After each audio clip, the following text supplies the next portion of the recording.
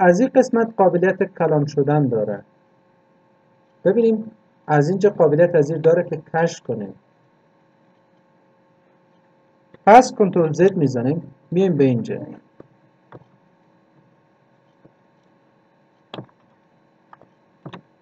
و پایین از این تیبل میایم. خب پایین از این آمده، کاملا میایم پایین از این. ببینیم از ما بعض اطلاعات اینجا نوشته شده داریم. یک احمد هم اینجا نوشته میکنیم. وقتی تبی که فشار دادیم زود یک سطر دیگه برای چی شد؟ زیاد شد.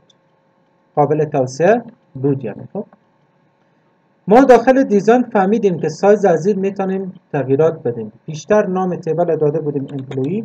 باز چیکار کردیم؟ پس کنترل زد فشار دادیم، پاک شد. ریسایز کردیم. ثمرش چی منو میده؟ خلاصه من میتونم امی تیبل آل چاپ کنم. ببینیم اگر آل چاپ کنم چند صفحه میشه؟ 30 صفحه. کل نتیجه اینمی تیبل رو بگیرم و یک جایه که تو نیم صفحه باشه، از نیم صفحه هم کمک کمتر باشه، برابر اینمی اندازه موبایل ما باشه، این خلاصه بسازم. صحیح شد؟ امرا با چی میشه؟ امرا با پیو تیبل خلاصه سازی میشه. اما حالا این کار به شما انجام نمیدم چون خود از این درس 2 ساعت وقت میخواید که نمید تنها کار کنم به شما. صحیح است؟ او در یک روز جداگانه کار میکنیم، حال کار نمیکنیم. آیا احتمال اشتباه در کارهای انسانی وجود داره یا نداره؟ مثلا من یک جای برادر من کار میکرد و یک ماه برای از 2 دفعه معاش دادم. این متوجه نمیشه، یک کاغذ برای میدن، یک معاش دادن، دفعه دیگه هم میدن. خب این وقتی که میره میبینه که وقت برای قضیه دادن که این معاش تو حواله شده. خب گفته بود خیره دیگه، ولی 2 بار دادیم، باز 1 ماه بعداً پس از خواستم که ماه بعدی بهتون نمیدیم نگاه، چون 2 ماه وقت چی کردیم به حساب روان کردیم. امکان اشتباه انسانی وجود داره. شاید یک نفر اینمی دیتایی که من انتخاب میکنم آماده باشه، مثلا یک سطر از ایراله، یکی 2 هفته بعد، یکی 2 ماه بعد تکرار تایپ کرده باشه. درست است؟ تکرار تایپ کرده باشه. تکرار است. میم نوشته شده remove duplicate. تکراریات چیکار کن؟ پاک کن. اوکی میکنیم. میگه 5 خط اطلاعات تکراری بود، خودش پیدا کرد. ما زحمت کشیدیم اینجا. هیچ شد فکر کنم قابلیت 13-14 هزی حالا بیشتر شد. درست است؟ ما چندین ویژگی خوب تیبل اینجا مشاهده کردیم که واقعا وجود داشت. و کانورت چی معنا میده؟ تبدیل کردن. ریموو دابلکیت چی معنا میداد؟ پیدا کردن یا پاک کردن تکراریات. کانورت چی معنا میده؟ تبدیل. رنج چی معنا میده؟ اون فضای ساده. آیا شما خوش دارین که تمام همین خوبی ها را از دست بدین که به رنج تبدیل کنیم؟ اگر راضی می شدین بیایم کانورت کنیم، یه کلیک کنیم. صحیح است؟ حالا پس من کنترل زد میزنم که پس با مو حالت قبلی بیاید. به نام امپلویی یک تیبل داریم و در ضمن من میام یک دیزاین مقبول برای از این چی میکنم؟ انتخاب میکنم. خب این حال دیگه چی کارهایی میتونیم انجام بدیم؟ خیلی از ما شما یک وسیله‌گه که به خانه خود داریم، تختگه که از سر از اون چیزا رو میده میکنیم، سالاد جور میکنیم، اون سلایسر میگیم. حالا همی چی داره؟ سلایسر داره. سلایسر از این خیلی چیز خوبی است. بعضی وقتا ما همین ابزارها اگر درست استفاده نکردیم به درد ما نمیخوره. مثلا وقتی برای من میگن اینا رو بیا زود سورت و فیلتر کن، بهترینش دیپارتمنت است و استاتوس. چرا؟ چون کارمندا فول تایم و هاف تایم و اینا هستن. یک چیز ساده است. اگر ما به اساس ماهاش و تاریخ استخدام اینا رو بخوایم سورت و فیلتر کنم یا گروه بندی کنم، کمی مشکلات ایجاد میشه. صحیح است؟ این 2 بخش من انتخاب کردم، اوکی کلیک کردم. ببینیم 2 قسمت منظم و مقبول چیزهای خوب به اینجا به من نشان داده. میگم تو برو از قسمت ادمین دیپارتمنت، ادمین ترنینگ بباشیم، فول تایم ها هر کسی که هست زود پیدا کن. ببینیم چقدر زود پیدا کن. جداسازی اطلاعات به سرعت برق خیلی زود پیدا میکنه. صحیح شد؟ خیلی زود ساده و آسان فیلتر میکنه.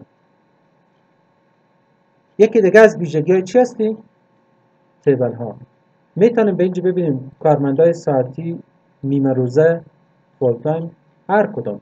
اگر مولتیپل چویس میخواستیم سر از کلیک کنیم یا کنترل بگیریم.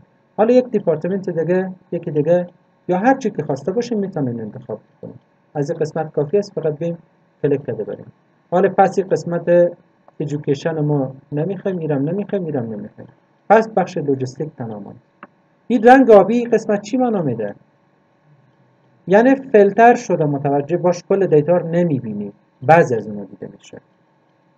صحیح است؟ حالا من شما سوال پرسان میکنم، میخوایم که بیایم به طور مثال از قسمت کامپلاینس اینجا که داریم افراد که اونا ساعتی کار میکنن پیدا کنیم. باید چی کار کنیم؟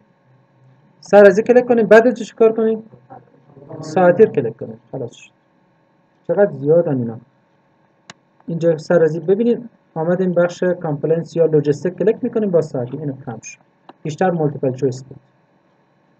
چند تا انتخاب بود. خب حالا میخوایم که این فیلتر رو پاک کنم، سر چه کلیک کنم؟ یعنی این قیفتی که علامت ضرب پهلوی خود داره. حالا تمام کارمندا دیده میشه. حالا ما از یک نفر از شما مثلا پرسان میکنیم که چی رقم تنها افرادی که فول تایم هستن اونا رو ببینیم. تنها فول تایم هست اونا رو ببینیم. چیکار باید بکنیم؟ فقط فول تایم کلیک میکنیم. حالا میگیم بیا از این قسمت کسایی که بخش اپریشن کار میکنن و قراردادی هستن برای ما پیدا کنیم. چیکار کردیم؟ اپریشن رو انتخاب شد. بعد از چیکار کنیم؟ بیم کانترکت از اینجا که بگذاریم. قسمت اپریشن هر کسی که قراردادی باشه پیدا میشه. بین اینمی قضیه کسی مشکل داره یا نداره؟ بفهمون سوال کنیم.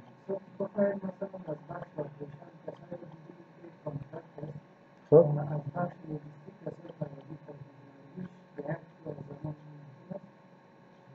نه، جدا نمیکنه که شما بگیم لوجستیک تنها به ما جدا کن که به حساب اینا میگن شرط ای باشه که نفر بخش مثلا ادمنستراتیو اپریشن است، مثلا بخش اپریشن است، نه فول تایم باشه و از اون بخش دیگه ساعتی یا کانترکت باشه. این تا نه یک آیتم اینجا ما انتخاب کردیم. اگر کانترکت انتخاب کردیم سر تمام از اونها ایمال میشه، جدا نمیکنه. ما اینو 4 شرطی که شما گفتیم به اینجا نداشتیم. میم پس داخل از این قسمت با سلایسر کلیک میکنیم. چی رقم سلایسر میومد سر از این کلیک میشد، سر از هم یا همون بخشایی که ما میخواستیم سلایسر داشته باشیم انتخاب و اوکی میکنیم. خود همین سلایسر هم باز اینجا تنظیمات داره که به رنگ‌ها و دیزاین‌های مختلف نشون داده بشه. باشه گرچه رنگ از این خیلی رنگ انتخاب کنم، میبینیم که رنگ‌های متفاوت داره. میتونیم بگیم 2 ستون باشه. اینا تغییرات بده. سازه از اینا رو میتونیم خود کنیم. این تنظیمات هم اینجا زیاد اینا مهم نیست. خیر این چیزا بالات عادی هم که ما استفاده کنیم فهمیده میشه. کاربرد از خیلی مهم است.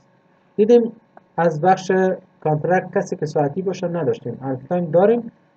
ببخشید بخش کامپلینس است. فول تایم داریم. این سه تا داریم. یکی کم رنگ است. به چی معنی است؟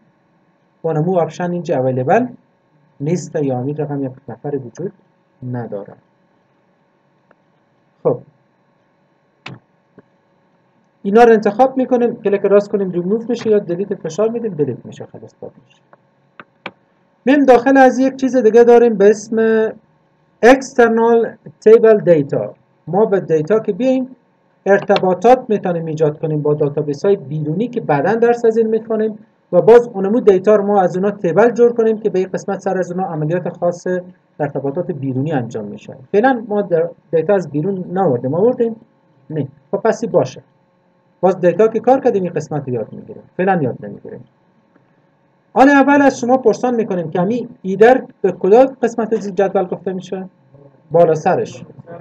ایدر از پس میکنم مال دیده شون میشه؟ نه. تک میگذارم چی شد پس؟ آمد. توتال کجا بود؟ همین آخر از این. تک بگذاریم دیده میشه، پس کنیم دیده نمیشه. فرست چی معنا میده؟ اول. کالم چی معنا میده؟ ستون. فرست کالم ستون اول. تک گذاشتیم چی شد؟ رنگه شد. این ما خود ما رنگ زرد دادیم با کار است، چند دقیقه بعد کار میخوام. لاست کالم چی معنا میده؟ آخرین کالم انتخاب میشه. حالا یک کار دیگه میکنه.